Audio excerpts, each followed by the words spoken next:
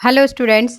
देखें, हम लोग बाल विकास या मानव विकास के अंतर्गत आज बात करने वाले हैं माता पिता के शिक्षा की। अर्थात अभी तक हम लोग बच्चों के बारे में, बच्चों के विकास क्रियाओं के अंतर्गत उनको शिक्षित करने के बारे में अध्ययन करते चले आ रहे थे।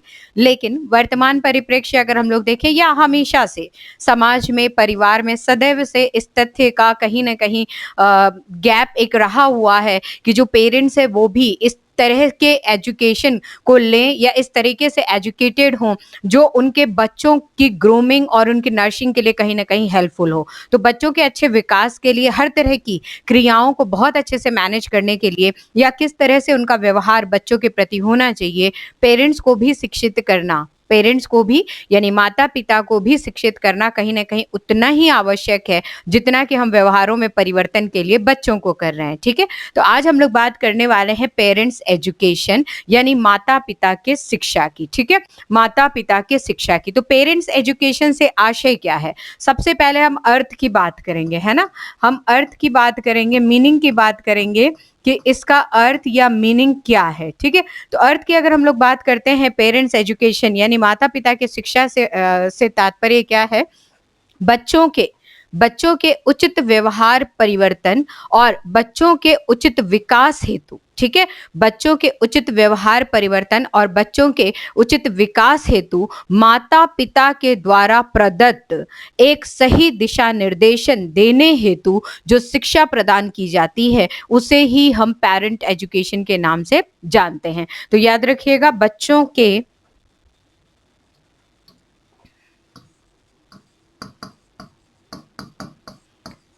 के सही विकास एवं व्यवहारात्मक क्रिया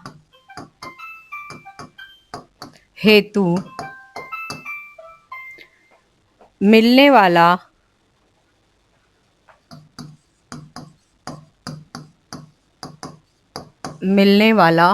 निर्देशन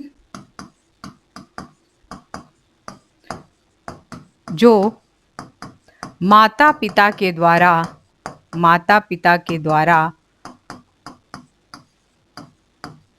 प्रदत्त होता है, यही निर्देशन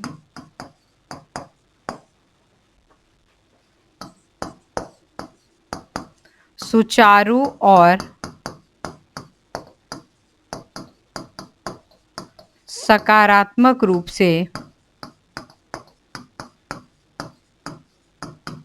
उपयोग में लिया जा सके इसके संबंध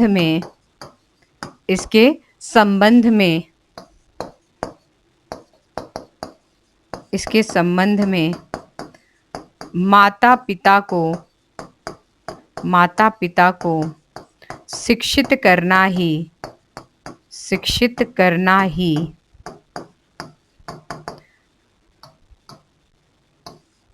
पेरेंट्स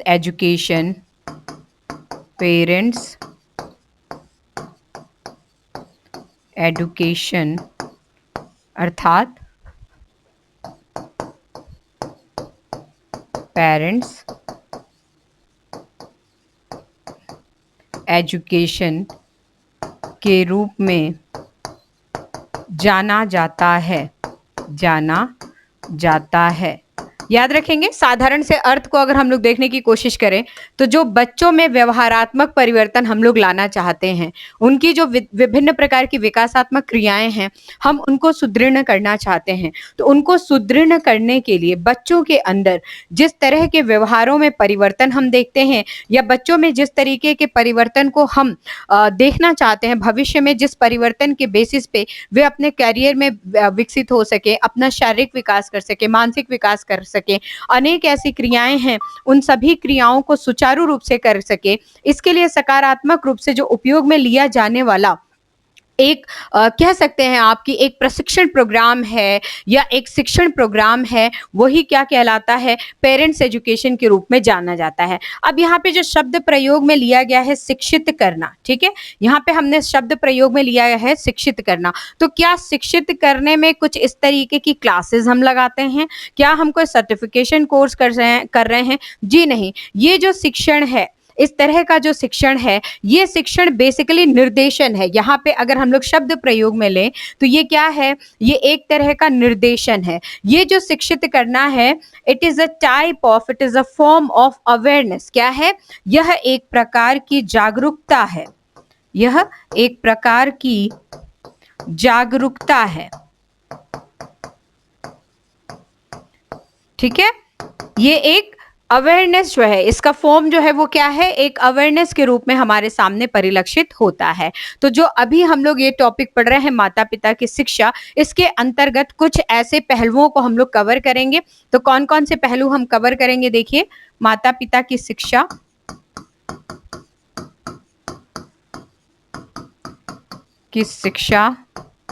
के अंतर्गत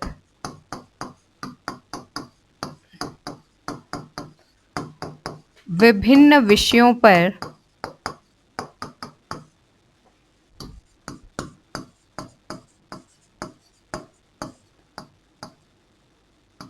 अध्ययन करेंगे। कौन कौन से विषय पर हम अध्ययन करेंगे, देखिए, नंबर 1 सबसे पहले हम लोग देखेंगे, वो पॉइंट वाइज हम लोग देखेंगे। सबसे पहले हम इसके महत्व को समझेंगे। तो माता पिता की शिक्षा का महत्व, पिता की शिक्षा का महत्व, अर्थात इंपॉर्टेंस ऑफ पेरेंट्स एजुकेशन। देखिए पीई लिख रही हूं, इसका मतलब आप पेरेंट्स एजुकेशन समझेंगे। दूसरे नंबर पे बात करेंगे पालन पोषण की चुनौतियों की, पालन पोषण की चुनौतियां, अर्थात चैलेंजेस ऑफ पेरेंटिंग। तीसरे नंबर पे हम बात करेंगे पेरेंटिंग शिक्षा कार्यक्रम की, शिक्षा कार्यक्रम,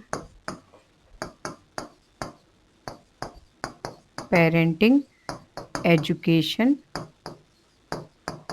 प्रोग्राम। चौथे नंबर पे हम बात करने वाले हैं माता पिता के शिक्षा की प्रक्रिया, माता पिता की शिक्षा प्रक्रिया की बात करेंगे, शिक्षा प्रक्रिया, process of parent education, process of parent education, ठीक है, पेरेंट्स एजुकेशन। नेक्स्ट बात करेंगे 5वें नंबर पे, हम व्यक्तिगत प्रशिक्षण को भी देखेंगे। तो व्यक्तिगत प्रशिक्षण का महत्व, इसी कंसर्न में हम देखेंगे, पेरेंट्स एजुकेशन के कंसर्न में ही। सो इम्पोर्टेंस ऑफ इंडिविजुअल ट्रेनिंग, ठीक है, इन पेरेंट्स एजुकेशन। और लास्ट में हम बात करने वाले हैं माता पिता की शिक्षा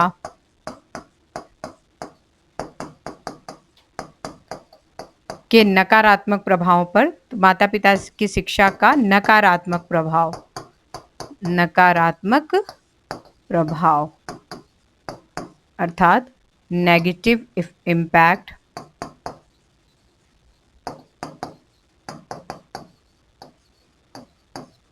negative impact of parents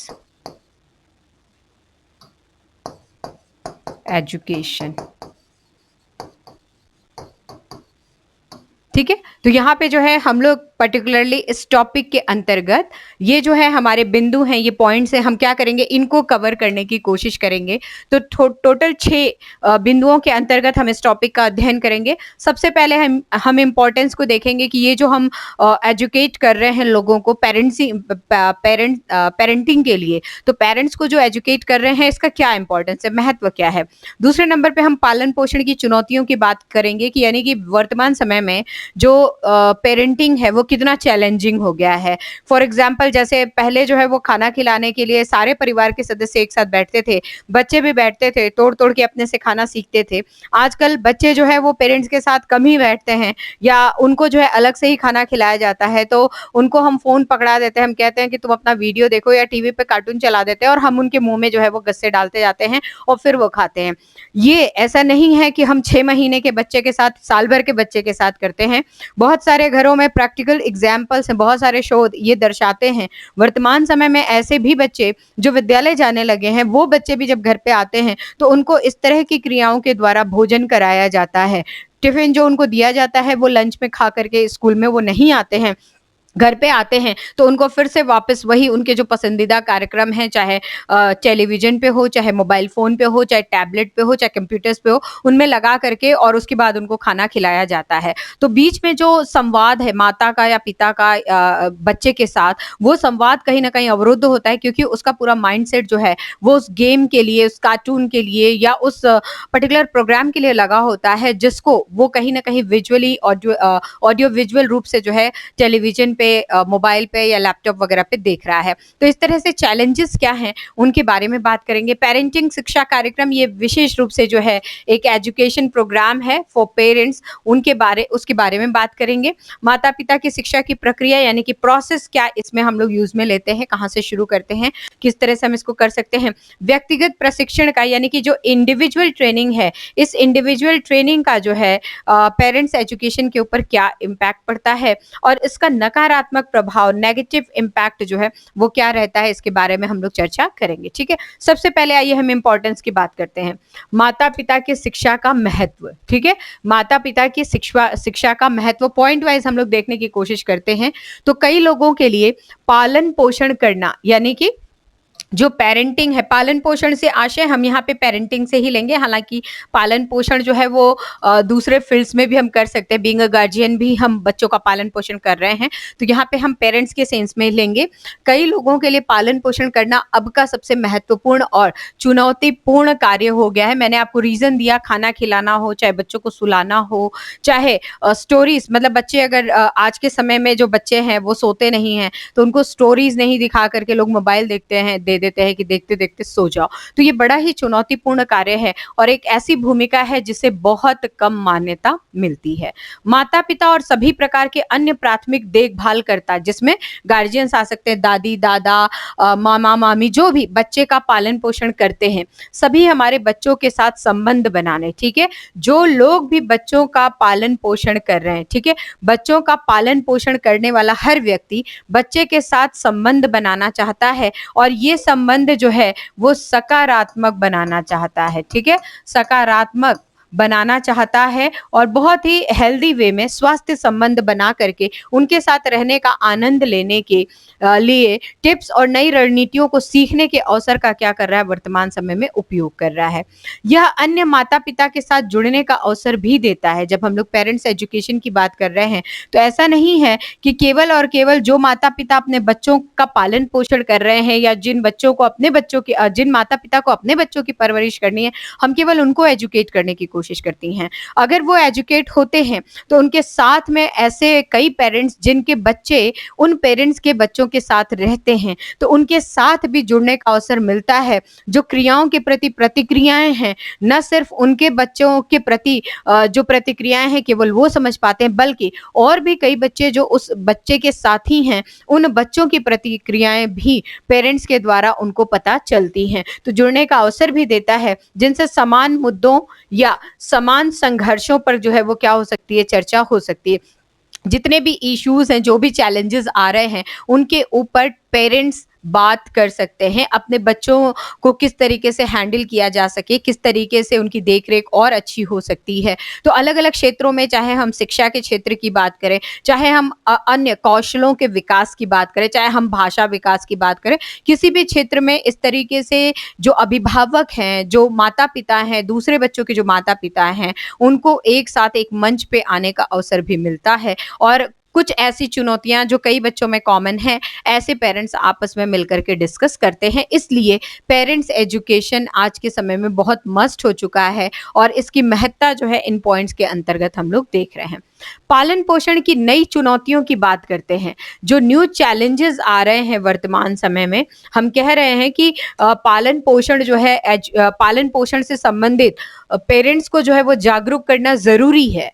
तो क्या ऐसी चुनौतियाँ हैं? तो आज पालन-पोषण की नई चुनौतियाँ हैं, जिसमें पार पाना बड़ा मुश्किल है, ठीक है? मुश्किल है, लेकिन पार पाना ही है, याद रखिएगा।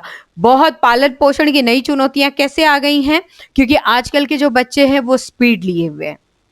पहले हमारे समय में एक लिसनिंग होती थी। बच्चे जो है वो पेरेंट्स को सुनते थे। माँ-बाप अगर डाँट देते थे तो बच्चा जो है उस डाँट को सुनता था, न सिर्फ सुनता था बल्कि उसको समझता था, गहनता से उसको अप्लाई करता था और नहीं अगर कुछ समझ में आ रहा है तो भी ऊँची आवाज़ में बात नहीं करता था।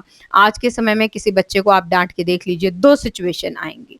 2 सिचुएशन उस डाँट पे आएगी, या तो जिस लहजे में, जिस शब्द में गार्जियन ने या पेरेंट्स ने बच्चे को डाँटा, उसी तरीके से उसकी प्रतिक्रिया के रूप में, उसी आवाज़ में, उसी लहजे में उसकी रिप्लाई आएगी। और नहीं तो दूसरी सिचुएशन ये बनेगी कि बच्चा बिल्कुल शांत होगा और वो फिर कुछ ऐसा स्टेप उठा लेता है जो आगे चल के उस पूरे परिवार के ऊपर भारी पड़ता है। घर छोड़ के चले जाना, नशा मुक्ति करने लगना, अपने पिता को हर जगह नीचा दिखाना, माता को हर जगह नीचा दिखाना, दूसरों से जाकर के उनकी बुराइयां करना, सुसाइड अटेम्प्ट कर लेना, ये कुछ ऐसी क्रियाएं हैं जो आजकल पेरेंटिंग को कहीं न कहीं चैलेंज दे रही हैं और इस तरह के चैलेंजेस को पेरेंट्स को फेस करना पड़ रहा है, ठीक है? तो यहाँ पे पहला चैलेंज पालन-पोषण की नई चुनौतियाँ हैं जिनसे पार हमें पाना है, तो ये एक चैलेंज के रूप में है। इसके लिए हमें पेरेंटिंग के बारे में कहीं न कहीं एजुकेट या शिक्षा लेना ज़रूरी है। दूसरा, जब हम कौशलों की बात करते हैं, स्किल्स की बात करते हैं, हमारे डे टू डे रूटीन की बात करते हैं और जो हमारे लाइफ वैल्यूज़ हैं, मूल्य से तात्पर्य क्या है? दिस इज लाइफ वैल्यूज, ठीक है? ये क्या है? ये हमारे लाइफ वैल्यूज हैं। पीढ़ी दर पीढ़ी क्या होते हैं? हस्तांतरित होते हैं, ठीक है? हस्तांतरित होते रहते हैं। हमारे लाइफ वैल्यूज हैं, हमारे रूटीन हैं, हमारे जो स्किल्स है, चूंकि बच्चे जो है हमें देखते रहते हैं। बीइंग अ पेरेंट्स, अगर हम कोई काम कर रहे हैं तो हमारे घर में जो बच्चे हमें ऑब्जर्व करते हैं, और बिलीव कीजिए अगर हम लोग बहुत छोटे बच्चों की बात करें तो वो छोटे बच्चे जो है सीखते ही ऑब्जर्वेशन से हैं। जितना वो अवलोकित करते हैं उतना ही बेहतरीन वो क्या करते हैं? सीखते हैं। तो इस तरीके से वो सीखते हैं, बड़े होते हैं तो जो सीखा हुआ है, जो अवलोकित किया हुआ है, वो अपने ऊपर अप्लाई करते हैं, इंप्लीमेंट करते हैं और डे टू डे लाइफ में वो भी क्या होते हैं? उसके आदी हो जाते हैं। देन फिर एक नई जनरेशन आती है, वो वही काम उसको देख करके फिर वापस सीखते हैं। इस तरीके से ये जो चक्र है, ये चक्र जो है वो चलता रहता है। माता और पिता अपने माता-पिता की मदद के लिए समर्थन के नेटवर्क पर भरोसा कर सकते हैं, ठीक है? समर्थन के नेटवर्क पर क्या कर सकते हैं? वे भरोसा कर सकते हैं। समर्थन के नेटवर्क पे किस लिए भरोसा कर सकते हैं? क्योंकि जो माता-पिता आज व्यवहार प्रदर्शित कर रहे हैं, वो व्यवहार अपने माता-पिता से उन्होंने देखा था और फिर वही व्यवहार उनका बच्चा आगे चल के कर रहा है, फिर उसका बच्चा कर रहा है। तो ये कहीं न कहीं एक समर्थन है, एक एग्रीमेंट है, कह सकते हैं एक कंसर्न है इन तथ्यों को लेकर के, जो पीढ़ी दर पीढ़ी क्या हो रही है? हस्तांतरित होती रही है। पिछली पीढ़ियों की तुलना में कई माता-पिता और परिवार अलग-थलग हो गए हैं और बच्चों को अलग-थलग जो है वो कर दिया है। ये भी बहुत बड़ा चैलेंज है।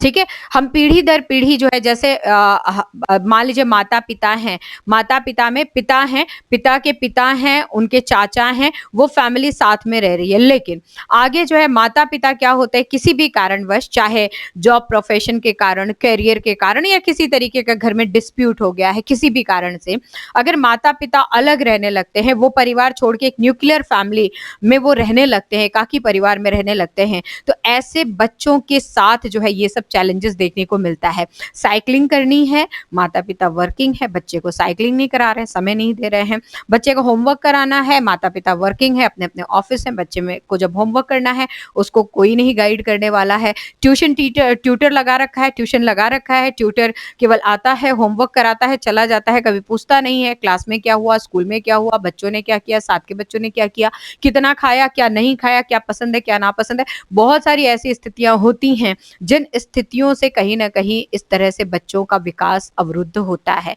मैं उन बच्चों की बात कर रही हूँ जो जॉइंट से न्यूक्लियर में गए हैं, ठीक है? फिर धीरे-धीरे वो तो जैसे-जैसे सिचुएशन जैसी-जैसी परिस्थितियाँ होती हैं, व्यक्ति क्या करता है खुद को अपने आप को जो है उस परिस्थिति में ढालने की कोशिश करता है और बच्चे भी उसी तरीके से अपने आप को ढालने की कोशिश करते हैं। तो ये आगे की बात है, लेकिन इस तरह के चैलेंजेस जो है कहीं न कहीं सामने आ रहे हैं और इसमें पेरेंट्स को विशेष रूप से पालन-पोषण अपने बच्चों के करने के लिए शिक्षित इस क्षेत्र की शिक्षा को लेना कहीं न कहीं ज़रूरी है, उनमें इस तरह की समझ को विकसित करना ज़रूरी है।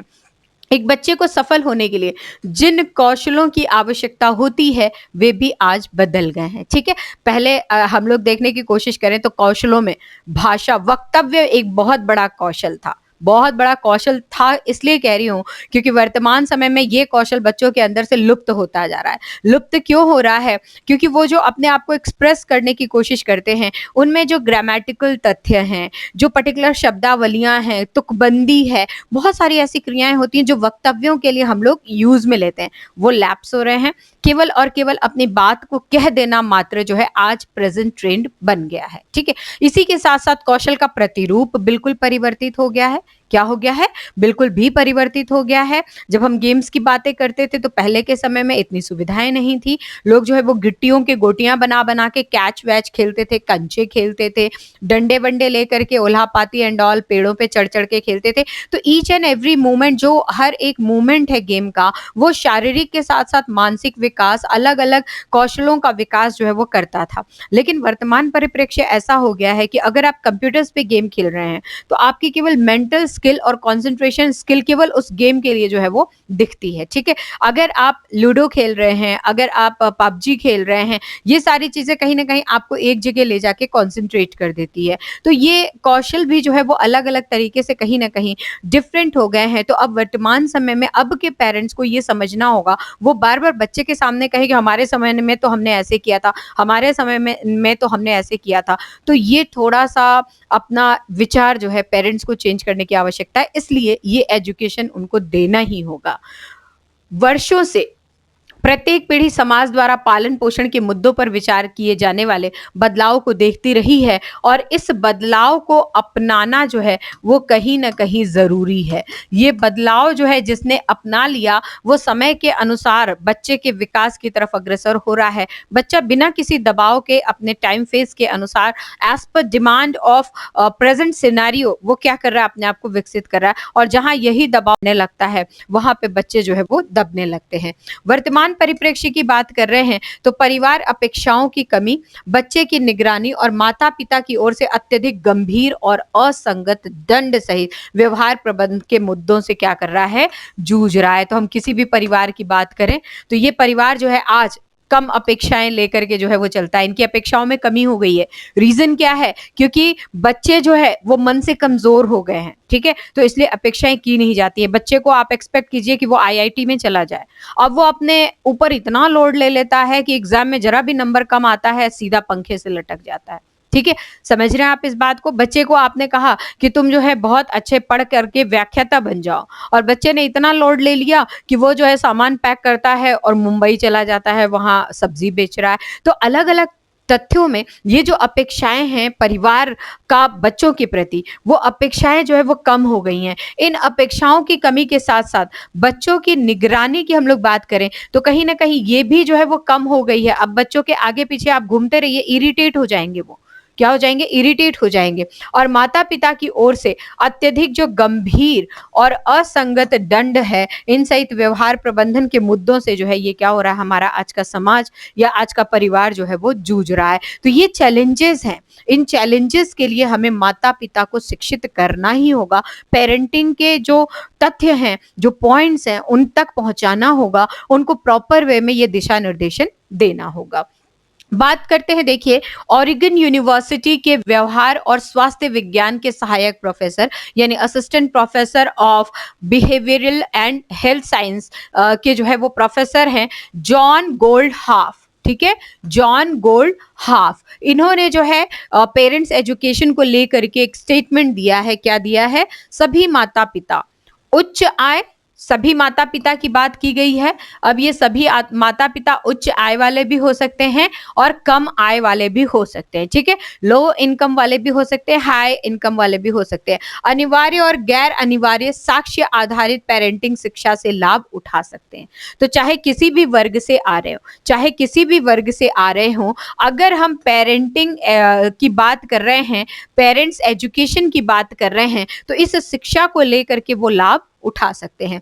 जिन माता पिता ने कक्षाओं में भाग लिया है, पेरेंटिंग कौन सी कक्षा? ये जो शिक्षा की बात की जा रही है, ये जो कक्षा की बात की जा रही है, ये कौन सी कक्षा? तो ये जो पेरेंटिंग शिक्षा है, पेरेंटिंग एजुकेशन है, इस पेरेंटिंग एजुकेशन की कक्षाओं में भाग लिया है और प्रभावी अनुशासन और पालन पोषण तकनीकी को इन्होंने सीखा है, उन्होंने बताया। यानी कि जो ऑलरेडी ट्रेंड हो चुके हैं, ठीक है, जो ऑलरेडी सीखी है से तात्पर्य क्या है?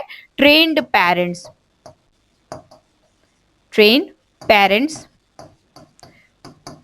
ठीक है, ट्रेन्ड पेरेंट्स ने बताया है कि उनके बच्चे उच्च ग्रेड, कम व्यवहार संबंधी समस्याएं, कम मादक द्रव्यों के सेवन के मुद्दे, बेहतर मानसिक स्वास्थ्य और अधिक सामाजिक क्षमताओं वाले बन गए हैं, जिन्होंने इस तरह के शिक्षा को प्राप्त करके और उसको अपने जीवन में अप्लाई करके बच्चों के विकास में इस तरह की पेरेंटिंग का प्रयोग किया है। उनके बच्चे जो व्यवहार संबंधी समस्याएं हैं, उन बच्चों में व्यवहार संबंधी समस्याएं कम देखने को मिली हैं। ठीक है, मादक द्रव्यों का सेवन करने की समस्याएं कम देखने को मिली है। ऐसे बच्चे जो सामाजिक क्रियाएं हैं उनमें पार्टिसिपेशन उनका बढ़ा है। ठीक है, सोशल एक्टिविटीज के अंतर्गत पार्टिसिपेशन बढ़ा है।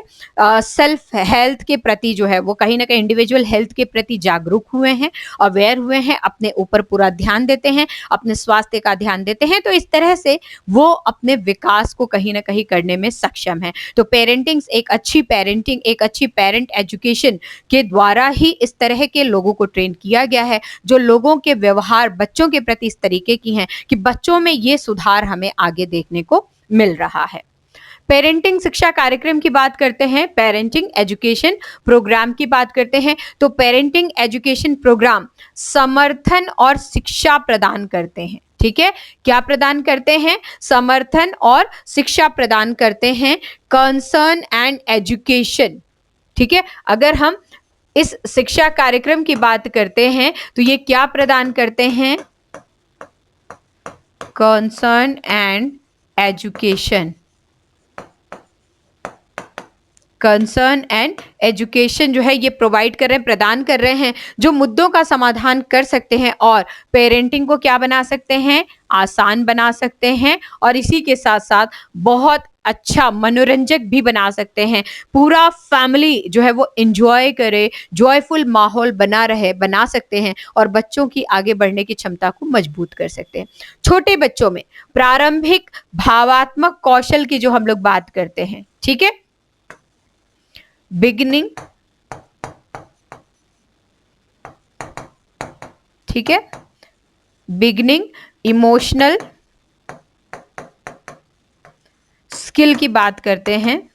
ठीक है, बिगनिंग इमोशनल स्किल की बात करते हैं, का निर्माण मिशिगन स्टेट यूनिवर्सिटी एक्सटेंशन द्वारा पेश किया गया है। तो मिशिगन स्टेट यूनिवर्सिटी के द्वारा जो है कुछ ऐसे पॉइंट्स पेश किए गए हैं जो बिल्कुल स्टार्टिंग फेज में जो बच्चे हैं उनको जो है कैसे ट्रीट किया जाए। जैसे 0 to 3 there is a program 0 to 3।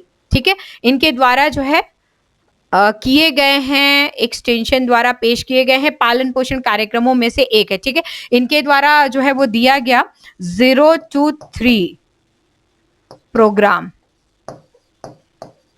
ये एक बहुत पॉपुलर प्रोग्राम के रूप में जो है वो जाना जाता है। नेक्स्ट आइए, माता पिता की आवश्यकताओं को पूरा करने के लिए जानकारी के कई अन्य विश्वसनीय स्रोत जो है यहाँ पे उपलब्ध कराए गए हैं। ठीक है, फेथफुल हम लोग सोर्सेस की बात करते हैं, फेथफुल सोर्सेस।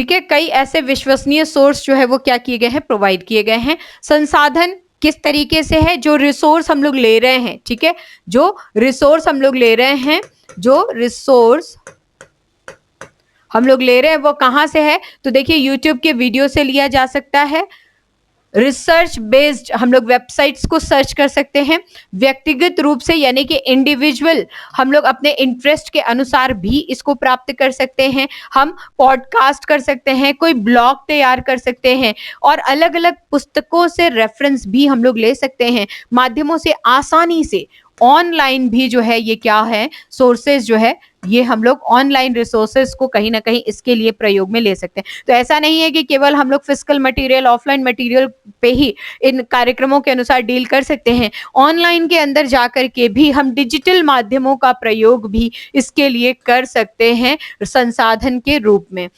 इससे पहले कि कोई माता पिता किसी पेरेंटिंग संसाधन यानी कि पेरेंटिंग रिसोर्स से जुड़े जानकारी के स्रोतों की जांच कर लीजिए। ये जो डिजिटल आप माध्यम चुन रहे हैं, इन माध्यमों को चुनने से पहले आप नॉलेज के जो सोर्स है या source of knowledge, source of knowledge की आपको जांच करनी होगी कि आपके उस नॉलेज मतलब ये जो ज्ञान दे रहा है या जो स्रोत जानकारी आपको दे रहा है, क्या आपके अपने प्रयोग के अनुसार है, क्या आपके अपने परिवार के मूल्यों के अनुसार है, क्या आपके अपने बच्चे के हिसाब से है। तो ये कहीं ना कहीं हमें यहाँ पे जांच लेना है, जानकारी के स्रोत की जांच करें ताकि ये सुनिश्चित हो सके कि यह शोध आधारित और कहीं ना कहीं प्रतिष्ठित है। ठीक है, शोध आधारित, तो कहीं ना कहीं यहाँ पे इसकी विश्वसनीयता को भी जो है हमें देखना है। ठीक है, यहाँ पे जो विश्वसनीयता है, ये विश्वसनीयता भी जो है हमें यहाँ पे कंसीडर करके चलना है कि क्या ये फेथफुल है या नहीं है। इसके बाद हम बात करते हैं माता पिता के शिक्षा की प्रक्रिया की, यानी कि पेरेंट एजुकेशन प्रोसेस की। तो माता पिता अपने बच्चों को आज्ञाकारिता कक्षा में ले जाने, गोल्फ की शिक्षा लेने या झूले पर झूलने का अभ्यास कराने के लिए समय और पैसा निवेश कर सकते हैं। याद रखिए, कुछ भी यहाँ पे हो सकता है, केवल ऐसा नहीं है कि ये 2-3 काम ही होते हैं, कुछ भी हो सकता है। चलने के लिए या फिर जैसे ट्रैकिंग गाड़ी लेते हैं वो लेने के लिए, या जो वॉकर है वो ले लिया, बच्चे को उसमें डाल दिया और बच्चा उसमें मूव कर रहा है, तो उसके लिए पेरेंट्स समय और पैसा दोनों लगा सकते हैं, या अपने और परिवार में निवेश करने के तरीके के रूप में अपने परिवार को खाने के लिए या छुट्टियों पर ले जा सकते हैं, कुछ भी जो है इसके अंतर्गत कर सकते हैं। तो ये जो है माता पिता का बच्चों के ऊपर जो है वो कहीं ना कहीं कंसर्न है कि बच्चे किस आयु में है, किस अवस्था में है, छुट्टी का दिन उनका कब है, अगर विद्यालय जा रहे हैं तो छुट्टी के दिन हम क्या कर सकते हैं, लंबी छुट्टियां कब पड़ रही हैं तो वेकेशन प्लान कर सकते हैं। ये सब कुछ डिपेंड करता है जिस बच्चे के लिए हम ये पेरेंटिंग की बात कर रहे हैं, उस बच्चे की इस अवस्था कौन सी है, यानी किस स्टेज में है, उसकी आयु क्या है। इसी तरह पेरेंटिंग कक्षाओं की हम लोग बात करते हैं, जिस तरीके से अभी हम लोगों ने बात की थी पेरेंट्स एजुकेशन प्रोग्राम की, तो उसमें जो क्लासेस हैं हमारे व्यक्तिगत विकास और हमारे बच्चों के भविष्य में स्वस्थ रिश्ते बनाने, यानी healthy development of healthy relationship, development of healthy relationship,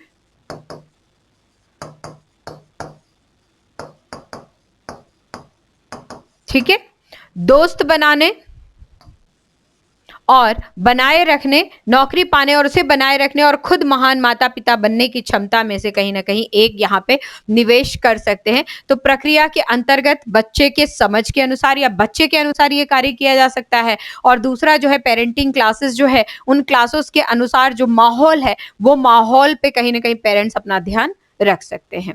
व्यक्तिगत प्रशिक्षण का क्या महत्व है, जो हम लोग इंडिविजुअल ट्रेनिंग की बात कर रहे हैं उसका क्या इंपॉर्टेंस है, तो बच्चे का चाइल्ड केयर केंद्र या बच्चे का जो स्कूल है या बच्चे का जो कम्युनिटी सेंटर है, स्थानीय पुस्तकालय यानी कि लोकल लाइब्रेरी भी हो सकती है, स्थानीय काउंटी MUS एक्सटेंशन व्यक्तिगत प्रशिक्षण प्रदान कर सकते हैं। ठीक है, तो व्यक्तिगत जो इंडिविजुअल ट्रेनिंग है वो कोई भी प्रदान कर सकता है। इनफैक्ट मैं तो ये कहती हूँ, चूंकि हम लोग तो यहाँ पे एजुकेशन प्रोग्राम की चर्चा कर रहे हैं, उस एजुकेशन प्रोग्राम के तहत ये है जो व्यक्तिगत ट्रेनिंग क्या कर सकते हैं, प्रदान कर सकते हैं। लेकिन इसके अलावा जब हम घर की बात करते हैं तो घर के अंदर परिवार का कोई भी सदस्य इस तरह की ट्रेनिंग बच्चों को दे सकता है। ठीक है, परिवार में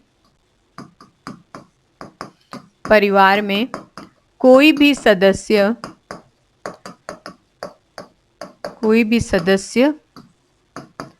इस प्रकार की या इस प्रकार का प्रशिक्षण दे सकता है। हम फैमिली की बात करें तो हमारे फैमिली मेंबर्स में से कोई भी मेंबर जो है इस तरह का प्रशिक्षण दे सकते हैं। लेकिन जब हम एक सिस्टमेटिक ट्रेनिंग की बात करते हैं तो कहीं ना कहीं एजुकेशन प्रोग्राम की तरफ हमें बढ़ना होगा। व्यक्तिगत अभिभावक शिक्षा माता पिता को उन स्थिति से संबंधित प्रश्न पूछने और संभावित रूप से अन्य माता पिता से मिलकर के कहानियां साझा करने का कहीं ना कहीं विकास करने का अवसर प्रदान करती हैं। तो इंडिविजुअल ट्रेनिंग जो है ऐसा नहीं है कि केवल एक व्यक्ति के ऊपर ही जो है असर दिखा रही है या प्रतिफल उसका एक व्यक्ति के ऊपर आ रहा है। इंडिविजुअली जो है वो प्रतिफल दिख रहा है, लेकिन कहीं ना कहीं बहुत सारे लोगों के, जितने लोग उस ट्रेनिंग में शामिल हैं, उन सब के ऊपर इस प्रभाव को देखा जा सकता है। बार बार उठाया जाने वाला मुद्दा कक्षा में सभी के लिए प्रासंगिक हो सकता है, होता भी है। गुणवत्तापूर्ण चर्चा शुरू होती है और विचार साझा किया जाता है। ऑनलाइन कक्षाएं आपकी अपनी गति से सामग्री का पता लगाने और अन्य अभिभावकों के साथ वस्तुतः जुड़ने के मूल्यवान अवसर भी कहीं ना कहीं प्रदान करती हैं।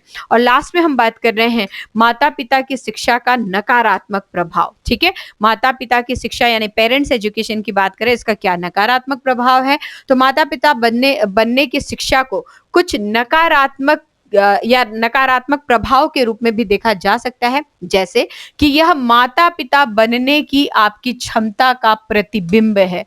ये क्या है, एक रिफ्लेक्शन के रूप में है। और रिफ्लेक्शन जो है, शिक्षा को रिफ्लेक्शन के रूप में जब देखा जाता है तो ये नकारात्मक बोध कराता है। लोगों को ऐसा लगता है कि माता पिता बन गए और बनने के बाद शिक्षा ले रहे हैं या बनने की शिक्षा ले रहे हैं, जबकि ये तो बनने के बाद जो है स्वयं ऑब्जर्वेशन की क्रिया है। तो जब हम शिक्षा लेने की बात करते हैं तो ये सोसाइटी में या फैमिली मेंबर्स के अंदर जो है एक नेगेटिविटी को साउंड कर सकता है।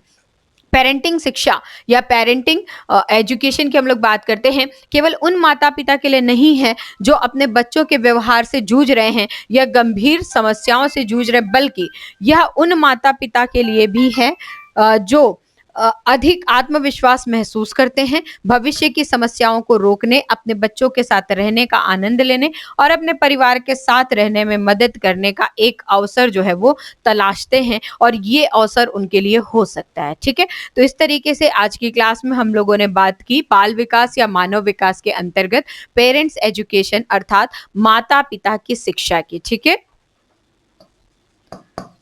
माता पिता की शिक्षा। ठीक है, हमने बात की माता पिता की शिक्षा के ऊपर। तो मैं ये उम्मीद करती हूँ ये तथ्य आपको अच्छे से समझ में आ गए होंगे। फिर भी किसी तरह की कोई प्रॉब्लम होती है आप लोग मुझसे बात कर सकते हैं। Thank you so much.